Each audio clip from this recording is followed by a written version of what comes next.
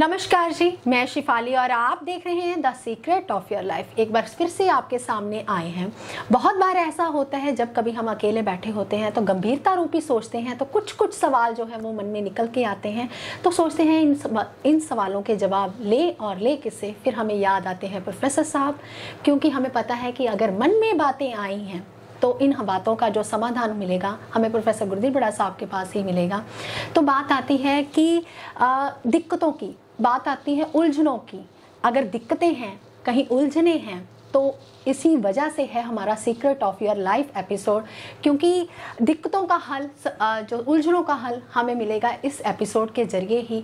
आप हमें YouTube channel पे देख पाते हैं या कभी आप किसी भी चैनल में हमें देख पाते हैं। जो आपकी स्क्रीन के नीचे जो नंबर चल रहे होते हैं आप उन पर कॉल कर सकते हैं, अपॉइंटमेंट ले सकते हैं। अगर कहीं टेलीफोनिक कम्युनिकेशन करना चाहें, यानी कि आप फ़ोन पर बात भी करना चाहते हैं, तो उसके लिए भी ये नंबर अपॉइंटमेंट नंबर हैं। तो हम आज के एपिसोड के ऊपर चर्चा करेंगे, लेकिन हम पहले स्वागत कर लेते हैं प्रोफेसर साहब का। प्रोफेसर साहब, स्वागत है आपका। नमस्कार प्रोफेसर साहब, आने वाला सूर्य ग्रहण यानी कि 21 जून 2020 को अब सूर्य को ग्रहण लगेगा। यानी कि जिन जिन कुंडलियों में सूर्य और राहु की युति है तो उन कुंडलियों में सूर्य ग्रहण लगेगा। ये आने वाला सूर्य ग्रहण हमारी कुंडली पर या हमारे ग्रहों के ऊपर, या अगर हमारी कुंडली में सूर्य ग्रहण है तो ये किस राशि के ऊपर प्रभावित होगा, या फिर वो उसका कितना प्रभाव होगा हमारी कुंडली के ऊपर, इसके बारे में आप थोड़ा सा डीपली समझाएं। बहुत अच्छा पूछा शिफाली जी आपने। आज आपने बात की 21 जून को जो सूर्य ग्रहण आने वाला है वो उसका जो प्रभाव है कैसा होगा, कौन सी राशियों के ऊपर होगा, बुरा या अच्छा। बहुत अच्छा पूछा। लेकिन सबसे पहले मैं ये बताऊंगा, हमारे भारत की वृष राशि है तो भारत के लिए भी कैसा होगा। वैसे तो 21 जून को जो सूर्य ग्रहण लगने वाला है वो 3 नंबर राशि यानी कि मिथुन राशि में लगने वाला है। पहले ये जान लीजिए, आप सबको पता नहीं होगा, वो मैं बता देता हूँ। उस दिन हमारे 4 ग्रह वक्री होंगे। राहु केतु तो पहले से वक्री होते हैं, यानी कि 6 ग्रह वक्री का योग लगा है यहाँ पे। तो आपको पता है कौन कौन से ग्रह वक्री होंगे। जैसे कि हमारे कहते हैं बुध देवी वक्री होते हैं उस दिन, शुक्र भी वक्री हैं उस दिन, गुरु भी वक्री हैं उस दिन, शनि भी वक्री हैं उस दिन। ये 4 ग्रह तो है, राहु केतु बीच में वो अलग से। तो 4 ग्रह वक्री हैं, तो ये अच्छा होगा या बुरा होगा। सबसे पहले जो दिसंबर में 26 दिसंबर को सूर्य ग्रहण जो लगा था, मैंने बताया था ये जो सूर्य ग्रहण लगने वाला है बहुत खतरनाक है, क्योंकि 6 ग्रहों की युति थी उस वक्त। 6 ग्रहों की युति थी उस वक्त। तो मैंने पहले से आगाह कर दिया था, हवाई टक्कर या रेलवे टक्कर और इंसानों का जाने का खतरा है, वो मैंने पहले से बता दिया था। और उसके बाद कोरोना आ गया तो उसका तो देख लिया असर, तो आपने पूरी दुनिया ने देख लिया। ये होते हैं हमारे ग्रहों के असर। 26 दिसंबर को ग्रहण लगा, पूरी दुनिया को थमा दिया, थम गई दुनिया कुछ महीनों के लिए। अब ये जो कुछ महीनों के लिए थमी है, इसको कवर करने को मान लीजिए 6-7 साल लग ही जाएंगे, फिर दोबारा उसी तरीके से उसी गति में आने के लिए। ये देखिए 3 महीने अगर हम बंद रहें या 2 महीने बंद रहें तो कितने साल पीछे चले गए हम। देखिए ये होते हैं ग्रहण। अब ये चौथा 4 ग्रह की युति लेकर आ रहा है सूर्य ग्रहण, यानी कि 4 ग्रह वक्री हैं भाई। तो समझ लीजिए कैसा प्रभाव देगा। मिथुन राशि के लिए तो बहुत खराब है, मंगल की राशियों के लिए भी खराब है, गुरु की राशियों के लिए भी खराब है। गुरु की 2 राशियाँ होती हैं, धनु और गुरु और मीन, और मंगल की 2 राशियाँ होती हैं, मेष और वृश्चिक। ये खराब है। मिथुन राशि के लिए तो ऊपर आ रहा है, वो तो खराब है, वो तो बात की बात है। ये राशियों के लिए बहुत ज़्यादा खराब आ रहा है। तो पहले मैं भारत की स्थिति बता दूं। भारत हमारा ऋषियों मुनियों की धरती है भाई। इसका जो वातावरण है ये ऐसे ही रहता है, जैसे कि कहते हैं ना 12 महीने 24 घंटे यानी कि सूर्य 12 महीने ही रहता है इस भारत में, दिखाई देगा आपको हर रुत में सूर्यदेव। यानी कि भारत में अगर कोई भी किसी किस्म का वायरस आता है तो उसको मिटाने की शक्ति रखता है हमारा सूर्य देव। यानी कि जो सूर्य ग्रहण ये संकट की घड़ी को लेकर आया था, वही सूर्य ग्रहण इस संकट की घड़ी को टालेगा। यानी कि ये सूर्य ग्रहण आपके लिए अच्छा आया है। ये जो भारत के लिए दूसरे घर में लगेगा, तो दूसरा घर तो धन का होता है, वो तो पहले से ही पता है, तो वाणी का होता है, वो आप सबको पता है। लेकिन भारत के लिए, धन के लिए थोड़ा सा पोजीशन, जैसे कहते हैं मनी जो हमारी डाउन जाएगी, वो तो जा ही रही, सबको पता ही है। लेकिन वायरस की बात करूं तो ये दूर हो जाएगा, आप ठीक होना शुरू हो जाओगे। ये 21 जून के बाद काफ़ी फ़र्क पड़ जाएगा स्थिति में, और काम फिर से दोबारा से चलने शुरू हो जाएंगे 21 जून के बाद, बिल्कुल। चलो, ये तो मैंने बताया था कि जो सूर्य ग्रहण आने वाला है वो कैसा आने वाला है, किन किन राशियों के ऊपर बुरा प्रभाव देगा। लेकिन आप सबको मैं एक चीज़ और बता दूं, जरूरी नहीं कि कोई भी ग्रहण आ रहा है आपके लिए बुरा हो, जरूरी नहीं कोई ग्रहण आ रहा है आपके लिए अच्छा हो। देखिए, अगर कोई ग्रहण अच्छा होता है वो बुरा भी होता है कुछ लोगों के लिए, अगर कुछ लोगों के लिए बुरा होता है तो कुछ लोगों के लिए अच्छा भी होता है। जैसे कि मान लीजिए, अगर जिस कुंडली में चंद्र खराब है, चाहे सूर्य ग्रहण आए चाहे चंद्र ग्रहण आए, उसको प्रभावशाली करेगा ही करेगा। जिस कुंडलियों में सूर्य ग्रहण खराब है, जब कभी सूर्य ग्रहण आएगा तो बुरा प्रभाव होगा ही होगा। देखिए, कुंडली में राहु और सूर्य की युति जो होती है, ये ग्रहण पैदा करती है। जब ग्रहण आता है, उन लोगों के लिए संकट की घड़ी आ जाती है। जैसे कि मान लीजिए, एक लड़का था, चलो नाम नहीं लूँगा, वो बहुत बढ़िया लड़का था, ज्योतिष पढ़ भी रहा था। उसकी कुंडली में केतु और चंद्र का मेल था, और बहुत बड़ा चंद्र ग्रहण आया था आज से 3 साल पहले, बहुत प्रभावशाली था, भारत के ऊपर बहुत कष्टकारी था। तो वो लड़का जा रहा था ग्रहण के वक्त ही, तो उसका एक्सीडेंट होगा, कोमा में चला गया, 2-3 साल तक वो वहीं पे ही रहा। अब धीरे धीरे ठीक हो रहा है। तो देखिए, ग्रहण क्या करवाते हैं। ग्रहण से आगे पीछे एक दिन, वैसे तो 40 दिन पहले से असर होना शुरू हो जाता है अगर बुरा ग्रहण आने वाला हो। अगर ग्रहण तो अच्छा होता नहीं है, आपको पता चल ही जाता है कि कोई भी ग्रहण लगता है तो सबसे पहले भारत में, सबसे पहले किसी भी स्थिति में, सबसे पहले कोई भी जिसकी कुंडली में ये ग्रहण होता है तो खराब होता ही होता है। उसके उपाय तो मैं बताऊंगा। तो पूछ रहे थे शिफाली जी, क्या पूछना चाहते हैं? हाँ जी प्रोफेसर, इस महीने में 3 ग्रहण लगे हैं। 3 ग्रहण जो है लगने वाले हैं, एक जो चंद्र ग्रहण और एक सूर्य ग्रहण, फिर चंद्र ग्रहण। यानी कि अगर बात करें तो 5 जून को लगा चंद्र ग्रहण, और 21 जून को लगेगा सूर्य ग्रहण, और 5 जुलाई को भी लगेगा चंद्र ग्रहण। तो एक महीने में अगर 3 ग्रहण आते हैं तो उसका प्रभाव कैसा होता है। अगर सूर्य ग्रहण आने वाला है, आपने कहा कि राहु और सूर्य की अगर युति होती है तो सूर्य को ग्रहण लगता है। तो अगर सूर्य को ग्रहण लगता है, आप ही ने कहा है कि लोग जो है, लोगों का नेम फेम नहीं हो पाता, मतलब कि ये आने वाला सूर्य ग्रहण लोगों के लिए इतना प्रभावशाली होगा। और कहते हैं कि अगर राहु और सूर्य की युति होती है तो बदनामी के साथ नेम फेम होता है। क्या ऐसा होता है प्रोफेसर? अगर होता है तो उसके उपाय बताइए। बहुत अच्छा पूछा शिफाली जी आपने पूछा, राहु और सूर्य की युति हो तो नाम बदनामी के साथ होता है। बहुत अच्छा क्वेश्चन पूछा आपने, बिल्कुल सही।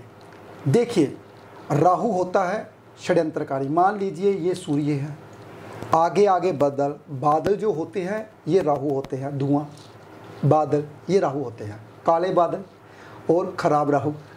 ये बहुत की बरीकी की बातें हैं। चलो, ये मैंने मोटा मोटा बीच में बात आई तो मैंने पूरी की।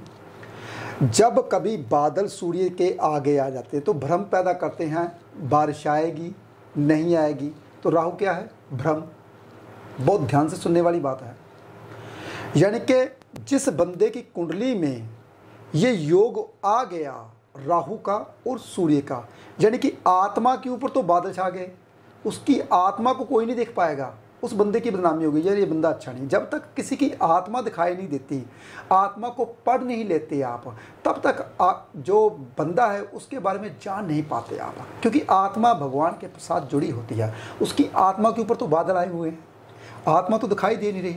फिर हमको लगता है यार ये बंदा अच्छा नहीं है हमारे लिए, ये बंदा हमारे लिए अच्छा नहीं, ये दूसरों का नुकसान करता, हमारा भी नुकसान करेगा। उस बंदे के बारे में जान नहीं पाते, हालांकि उसका कसूर नहीं है, उसके ग्रहों का कसूर है।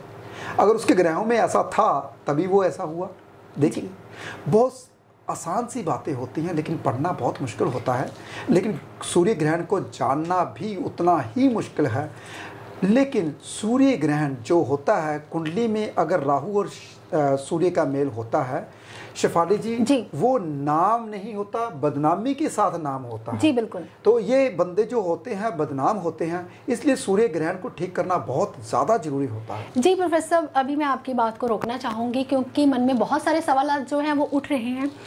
सूर्य मान लीजिए प्रोफेसर 1000 वोल्टेज का एक बल्ब है, तो राहु जो है सिर्फ 100 वोल्टेज का बल्ब, तो कैसे 1000 वोल्टेज का बल्ब को, कैसे 100 वोल्टेज के बल्ब को डेड कर सकता है? ऐसा मैं नहीं मानती। अगर प्रैक्टिकल आप बस समझाएंगे तो हम मानेंगे। बहुत अच्छी बात है शेफाली जी। 1000 वोल्टेज का बल्ब जी बहुत दूर है जी, पृथ्वी से बहुत दूर है जी। राहु जो है 100 वोल्टेज का बल्ब पृथ्वी के नजदीक है जी। मैंने मोटा मोटा समझाया जो कि पूरी दुनिया को समझ आ जाए। अगर मैं ब्रीकी में बताऊंगा तो कैसे ग्रहण लगता है जब पृथ्वी घूमती है, वो बात की बात है जी। और जब वो बहुत दूर है जी, वो बेचारा 1000 वोल्टेज का बल्ब, जैसे कि मान लीजिए ये लाइट लगा रखी मेरे ऊपर रोशनी, अगर मैं फेस के पास लगा दूंगा तो फेस मेरा चमकेगा जी। जितनी फेस से दूर होती जाएगी फेस उतना ही कम होगा। अगर बीच में मैं यहाँ पे माउस लगा दूंगा, लाइट आनी कम, मेरे फेस पे लाइट आनी कम हो जाएगी। देखिए ये राहु, तो वो जब राहु पृथ्वी के थोड़ा सा नज़दीक आता है, जब वो उसके प्रभाव में आता है तो शैडो देता है अपनी, तो वही तो चीज़ है सब।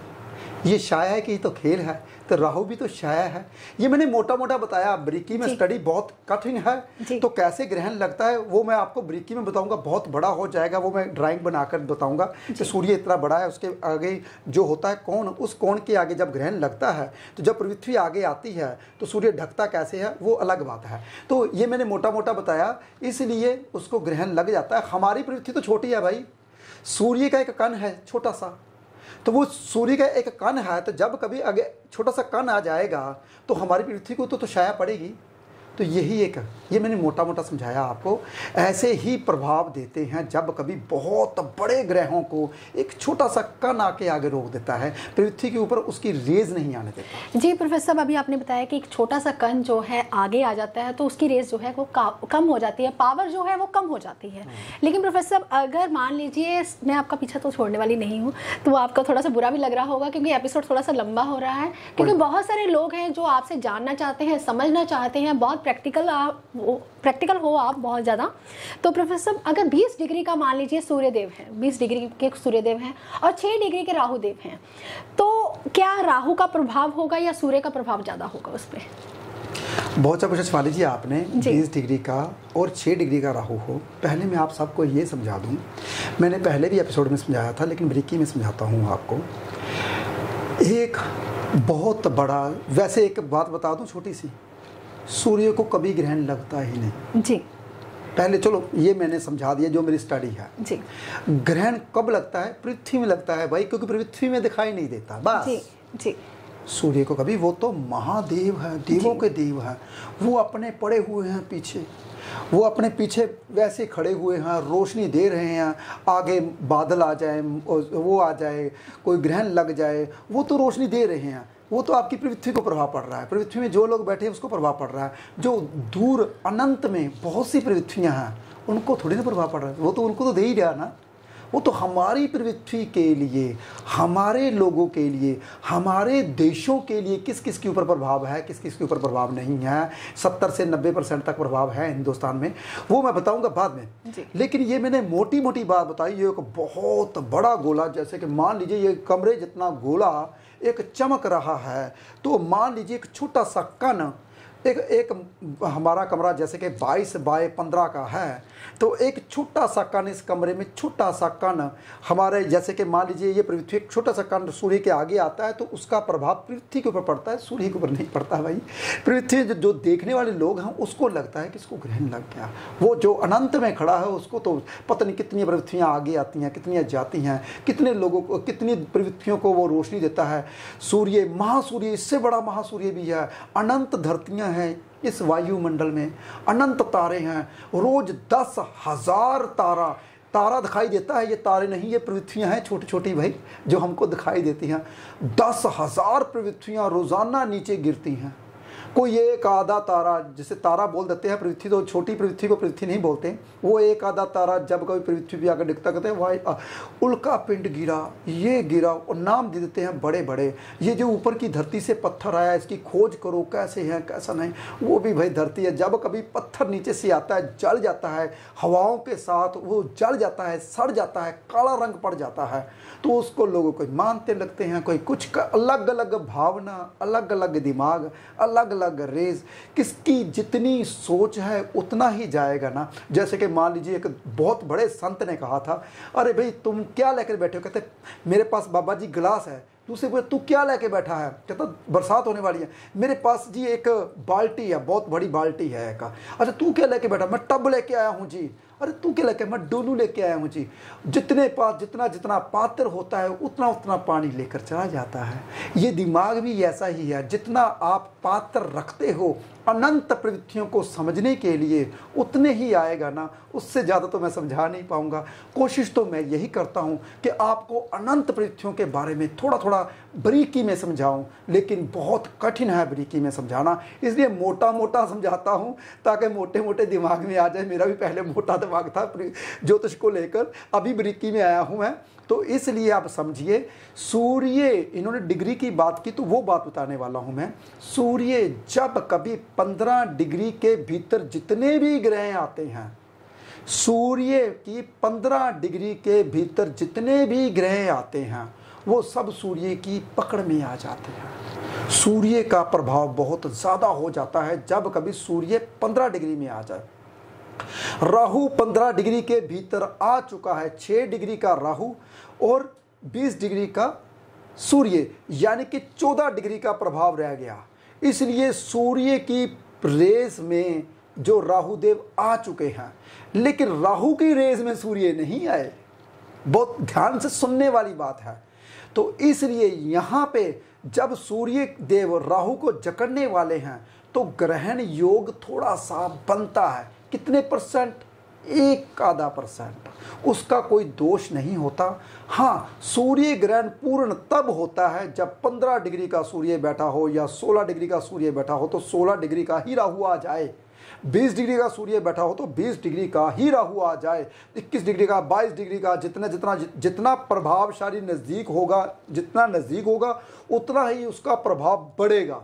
जितना दूर होता जाएगा, मान लीजिए, चलो साइंटिफिक रीजन से समझाता हूँ, कोशिश करता हूँ थोड़ा सा मैं अपने देसी तरीके से समझाऊँ। मैं आवाज़ लगा रहा हूँ, बेटा इधर आओ मेरे सामने। अगर वो बेटा मेरी आवाज़ की रेंज में है तो मेरे पास आ जाएगा। अब लड़कियां बाहर बैठी हैं और मेरा दूसरा लड़का बाहर बैठा है, सनी। मैं सनी को आवाज़ लगा दूँ, सनी इधर आ मेरे पास। दरवाज़ा नहीं खुला, मेरे कैमरे तो ऑन है पर सनी नहीं आया। क्यों नहीं आया? क्योंकि मेरी आवाज़ की रेस उस तक पहुँचे ही नहीं। इसीलिए क्योंकि वो बाहर बैठा है, मैं तो रूम में बैठा हूँ, मैंने आवाज़ लगाई, उसको नहीं सुनाई दी, इसका मतलब वो मेरी रेस में नहीं है। इसलिए सूर्य की रेस जो होती है, सूर्य की पकड़ में जो ग्रह आते हैं वो 15 डिग्री तक ही आते हैं। उसके बाद हाँ, अगर मान लीजिए थोड़ी सी आवाज़ उसको सुनाई दे, अगर मान लीजिए सूर्य की रेस यहाँ पे 14 डिग्री तक पकड़ कर रही है, 15 डिग्री तक वो 1 डिग्री अंदर आ गया तो उसको इग्नोर भी हो सकता है। नहीं मेरे को बुलेका लग रहा है, सर ने आवाज़ लगाई या नहीं लगाई। देखिए वहाँ पे ये भी हो सकता है। इसलिए यहाँ पे जो प्रभाव है वो 90% ख़त्म है, 1% थोड़ा सा प्रभाव रह गया है, जिसके कारण वो जल्दबाजी करेगा, थोड़ा नुकसान झेलना पड़ेगा, जिसके कारण उसको समझ जो है, जिस बंदे के कुंडली में ये चीज़ है उसको समझ की थोड़ी सी कमी रहेगी, थोड़ा सा 1-आधा%। क्यों? क्योंकि उसको लगेगा ये चीज़ हुई ये नहीं हुई, क्योंकि प्रभाव इतना ज़्यादा नहीं है। जी प्रोफेसर, मानना पड़ेगा कि आज हमें पता चला कि जितने भी जोशी आपके पास आते हैं ऐसे नहीं आते, क्योंकि उनको पता है कि हर चीज़ का जो है वो साइंटिफिक तरीके से हल मिलेगा और बड़ा तरीका आपका अच्छा है। प्रोफेसर फिर क्लासेस कब से ले रहे हैं आप? बहुत सारे जोशी हैं जो सीखना चाहते हैं, जो बच्चे सीखना चाह रहे हैं और जिनको ज्योतिष आती है वो भी आपसे ज्योतिष सीखना चाहते हैं, तो क्लासेस कब से ले रहे हैं आप? शेफाली जी, आपको फिर बता रहा हूँ मैं पूरी दुनिया को ज्योतिष सिखाने वाला हूँ, पूरी दुनिया को इसी कैमरे के आगे। लेकिन अगर मैं अलग से क्लासेस लूंगा ना तो मुझे ऐसा लगेगा फिर तो पैसों का लालच के कारण मैं ही क्लासेस ले रहा हूँ। नहीं, मैं आपको फ्री में घर बैठे ही ऐसी बातें बताऊंगा जिसके ये वायुमंडल का, ये जो कहते हैं ना ज्योतिष, ज्योत का ज्ञान। तो ज्योत कहाँ कहाँ जलती है? एक तो ब्रह्मांड में ज्योत जलती है। ब्रह्मांड में कौन सी ज्योत है? अरे भाई सूर्य देव जो जल रहे हैं अभी तक। एक अनंत में ज्योत जलती है। अरे भाई वो अनंत कहाँ है? जो बड़ा सूर्य है। इस सूर्य के पीछे भी एक सूर्य है बहुत बड़ा, जो पूरी सृष्टि को, पूरे कायनात को, पूरे वायुमंडल को, छोटे छोटे सूर्य को कहते हैं करोड़ा सूरज इस अनंत में है, तो खरबों धरतियां इस अनंत में हैं। तो उसको एक बड़ा सूर्य चला रहा है। जैसे कि मान लीजिए सूर्य यहाँ पे है, उसके साथ बुध ग्रह, उसके साथ शुक्र, शुक्र के साथ पृथ्वी, पृथ्वी के इर्द गिर्द चंद्र, चंद्र के बाद मंगल, फिर गुरु, फिर शनि। ये सभी ग्रह छोटे सूर्य के आगे घूम रहे हैं। बहुत ध्यान सुनिए, सभी ग्रह छोटे सूर्य के आगे घूम रहे हैं। तो उसके बाहर नेपच्यून, प्लूटो, जहाँ जहाँ जितनी जितनी सूर्य की रेज है, पकड़ है, जिसको खींच रहा है संगली फटकर, वो अपने इर्द गिर्द घुमा रहा है। जिसको नहीं खींच रहा वो कहाँ घूम रहे हैं? एक बहुत बड़ा सूर्य है भाई। ये जो सूर्य है ना, ये भी 4 सेकंड चलता है साल में, ये भी चलता है। तो सूर्य कैसे चलता है? जैसे कि ये पृथ्वी है, पृथ्वी तो ऐसे ऐसे ऐसे घूमती है, ऐसे ऐसे घूमती है। मैंने बताया ना, जो समुद्र थल बन जाता है, थल समुद्र बन जाता है। जब कभी ऐसे, जब पूरा चक्कर ऐसे तो लगा रही है, लेकिन जब पूरा चक्कर ऐसी की बजाय ऐसे हो जाता है तो समुद्र थल बन जाता है, थल समुद्र बन जाता है। वो धीरे धीरे समुद्र पीछे पीछे जा रहा है, जहाँ जहाँ समुद्र आगे आगे आ रहा है तो वो रेगिस्तान निकल रहा है। वो बात की बात है, ये तो बहुत बड़ी स्टडी है। तो पहले मैं आप सबको ये बता दूं, इसीलिए ये जो सूर्य यहाँ पर खड़ा हुआ ना, ये भी एक बहुत बड़ा सूर्य है, उसके आगे भी चल रहा है। करोड़ों खरबों सालों तक ये घूम रहे हैं। और कौन घुमा रहा है? जो हमारा कहते हैं, किसी ने नाम दिया शिव का, किसी ने नाम दिया किसी का, वो अपने अपने भगवान का नाम ले रहे हैं। लेकिन ये एक बहुत बड़ी शक्ति है जो इन प्रवृत्तियों को चला रही है, इन सूर्य को चला रही है। हम बैठे यहाँ पे खोज कर रहे हैं, हमारे सूर्य के आगे थोड़ा सा कहते हैं अब बादल आ गए हैं तो ग्रहण लग गया, तो पृथ्वी के ऊपर क्या प्रभाव पड़ेगा? अरे वही प्रभाव पड़ेगा जो कि सूर्य पृथ्वी पे ना हो तो क्या प्रभाव पड़ेगा। देखिए, सूर्य पृथ्वी के आगे ना हो तो बहुत बड़ा प्रभाव आ जाएगा। ये कुछ कहते हैं ना, कुछ जैसे कि 9:15 पे फली शुरू होगा जी, और 12 कुछ मिनट पे मध्यम आ जाएगा जी। उसके बाद 3:04-5 मिनट पे 3:04-5 पे ये खत्म हो जाएगा, अस्त हो जाएगा। यानी कि 9 से लेकर 3 बजे तक इसका ग्रहण का योग है, सिर्फ 9 से 3 बजे तक। लेकिन पूरा साल असर रहता है जो इस पृथ्वी पे लोग रहते हैं उनके ऊपर। तो बहुत अच्छा प्रभाव भी होता है किन्हीं के ऊपर, कहीं के ऊपर बहुत बुरा प्रभाव भी होता है। तो जिन जिन कुंडलियों में ऐसे ऐसे हमारे जैसे, मेरे जैसे ज्योतिषी लाखों हैं जो कि स्टडी करते हैं, खोज करते रहते हैं इन ग्रहों के ऊपर। लाखों चले गए, मर गए, लाखों आ रहे हैं, पैदा हो रहे हैं। हम भी चले जाएंगे, बता बता के आपको सब कुछ। आप हमारी बातों को लेकर आप खोज कर सकते हो और ज़्यादा। हमारे टीचर भी यही बोला करते थे, मैं आपको बता रहा हूँ ये चीज़ें आपने प्रैक्टिस करनी है। अगर आपको लगे ये चीज़ आपके लिए बढ़िया है तो समझ लीजिए, लिख लीजिए। अगर लगे नहीं नहीं ये चीज़ हमारे लिए अच्छी नहीं तो उसको कैंसिल कर दीजिए। ये जोर नहीं लगाना कि जो मैं बता रहा हूँ वो सही हो। यही चीज़ मैं बता रहा हूँ, जो मैं आपको बता रहा हूँ जरूरी नहीं सही हो, लेकिन ये जो मेरी सोच है, अनुभव है, वो बता रहा हूँ। 25 साल का जो मेरी सोच है, मैं आपको सोच के बारे में बता रहा हूँ। तो आप इसके ऊपर खोज कीजिए, मेरे से भी ज़्यादा खोज कीजिए, ताकि मेरे को भी खुशी आए आपने इतनी बड़ी खोज की। जी प्रोफेसर साहब, अभी आपने बहुत अच्छे ढंग से समझा भी दिया, लेकिन प्रोफेसर साहब जाते जाते उपाय नहीं दिया आपने। जिन जिन कुंडलियों में सूर्य और राहु का मेल है या सूर्य और राहु की युति है, उनके लिए क्या उपाय हो सकते हैं और क्या प्रिकॉशंस लोग ले सकते हैं? और जो कहते हैं ना कि लेडीज़ जो प्रेग्नेंट होती हैं और जो उन बच्चों की ग्रोथ नहीं हो पाती, ये प्रेग्नेंट लेडीज़ के लिए आप क्या उपाय देना चाहेंगे और क्या प्रिकॉशंस देना चाहेंगे? बहुत आसान उपाय होते हैं। ग्रहण के वक्त जो चीज़ आपने बना के रखी है उसको यूज़ मत कीजिए, बनी हुई चीज़ को ढक के रखिए। ये मैंने मोटा मोटा बताया। अगर बनी हुई दूध वगैरह, तो बच्चों का, छोटे छोटे बच्चों को दूध तो पिलाना है, उसमें तुलसी के पत्ते या कुशा थोड़ी सी डाल के रखिए। ऐसी चीज़ें थोड़ी सी डाल के रखनी चाहिए। हमारे पुराने बुजुर्गों को सबको पता है इन चीज़ों का, छोटे छोटे परहेज़ों का। तो ये आपने करने हैं। प्रेग्नेंट लेडी अपने पास कोई ना कोई छोटा सा हथियार जैसे कर्द वगैरह कुछ रखते हैं, पुराने बुजुर्गों को पता ही है, और वो कर सकते हैं। और खाना पीना जो बना हुआ है, जो कहते हैं रात का या अगले दिन का जो बना हुआ है, वो मत खाए, ताज़ी चीज़ ही बना के खाएं।